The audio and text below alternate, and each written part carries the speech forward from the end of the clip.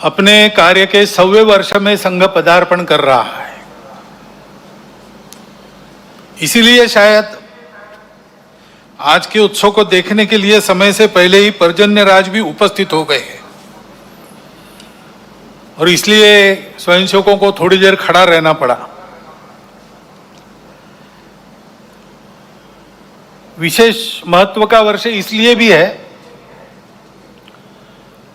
पिछले वर्ष इसी पर्व पर हमने महारानी दुर्गावती जी का स्मरण किया था, उनके गुणों के लिए।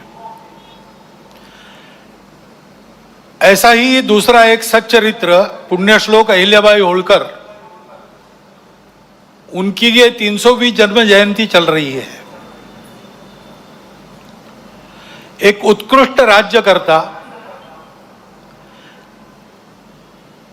जिसकी शील संपन्नता का आदर्श सबके सामने हो, ऐसे एक महिला अत्यंत विपरीत परिस्थिति में राज्य चलाती है, रणनीति के कौशल का परिचय देती है, अपने राज्यों को संभालती ही है, परंतु अखिल भारतीय दृष्टि होने के कारण सारे देश में धर्म संस्कृति का उत्थान हो, इस दृष्टि से जगह जगह मंदिर बनवाती है, घाट बनवाती है, धर्मशालाओं का पुनरुज्जीवन करती है। और इस प्रकार संस्कृति संरक्षण में, धर्म संरक्षण में स्वयं निस्पृह रह के अपने लिए कुछ न करते हुए और एक आदर्श उपस्थित करती है राज्यकर्ता का भी और भारतीय नारी के कर्तृत्व का एक फिर प्रतीक ऐसा उनके जीवन के निमित्त हमारे सामने खड़ा होता है, उनका हम स्मरण करते हैं। ऐसे ही स्वामी महर्षि दयानंद सरस्वती का 200वां जन्म जयंती का वर्ष चल रहा है। हम जानते हैं कि लंबी गुलामी के बाद भारत का जो पुनरुत्थान शुरू हुआ, उस पुनरुत्थान के पीछे जो शक्तियां थी, उनमें से एक स्वामी दयानंद सरस्वती है। लोगों में सही धर्म क्या है, उसका सत्य प्रकाश उनके बुद्धि में जाए, अपने मूल को समझकर काल सुसंगत धर्म का आचरण वो करे और अपने लिए स्वतंत्रता प्राप्त कर ले। इसलिए जनों की जागृति का एक महाप्रयास उन्होंने किया। उसकी प्रेरणा में से आगे चल के भारत के जीवन के सभी क्षेत्रों में कई प्रकार के आंदोलन भी हुए। ऐसा एक पुण्य चरित्र, उनके भी स्मरण का आज वर्ष है। स्वतंत्र देश होना है, देश वैभव संपन्न होना है, तो प्रजा में चारित्र्य चाहिए।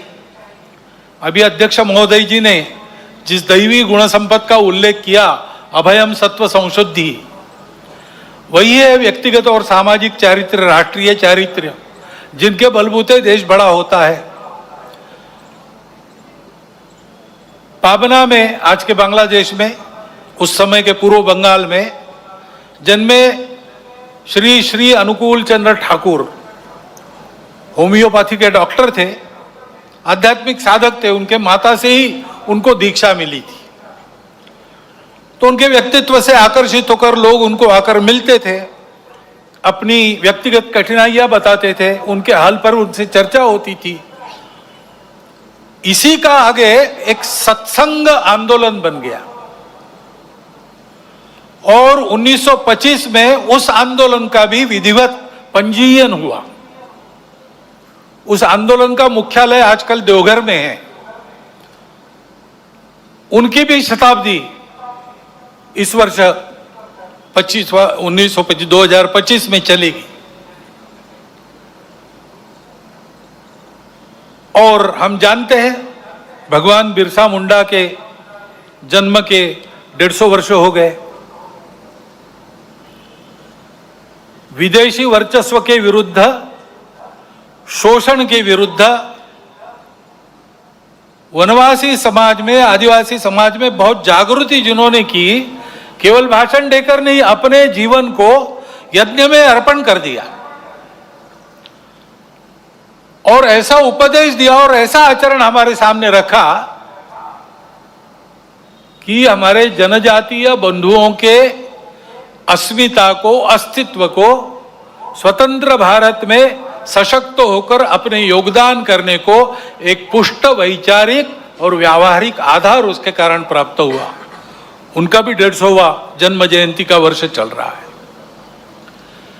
स्मरण करने का कारण ऐसा है कि ये लोग हमारे सामने मूर्तिमंत उदाहरण है जैसा हमको होना चाहिए। व्यक्तिगत और राष्ट्रीय चारित्र्य इन्होंने जो किया उसका हमको लाभ हो रहा है, ये बात अलग है, परंतु वो लोग कैसे थे, अलग अलग समय में, अलग अलग कार्य क्षेत्रों में उन्होंने काम किया, परंतु सबकी समान बातें कुछ थी। इन सब लोगों ने प्रामाणिकता से, निस्वार्थ बुद्धि से देश हित में, समाज हित में, संस्कृति और धर्म के हित में ही काम किया, अपने लिए कुछ नहीं रखा। निस्पृहता उनका गुण था और निर्भय थे, परिस्थिति की परवाह नहीं की, क्या भुगतना पड़ेगा इसकी कभी चिंता नहीं की।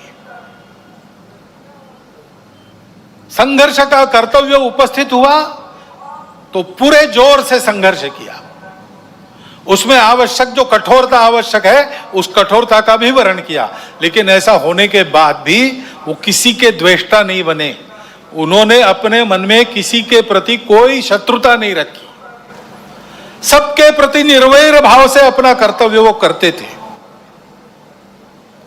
और इसलिए उज्जवल शील संपन्न उनका यह जीवन सज्जनों के लिए आधार बना, दुर्जनों को उनके कर्तृत्व की धाक बनी।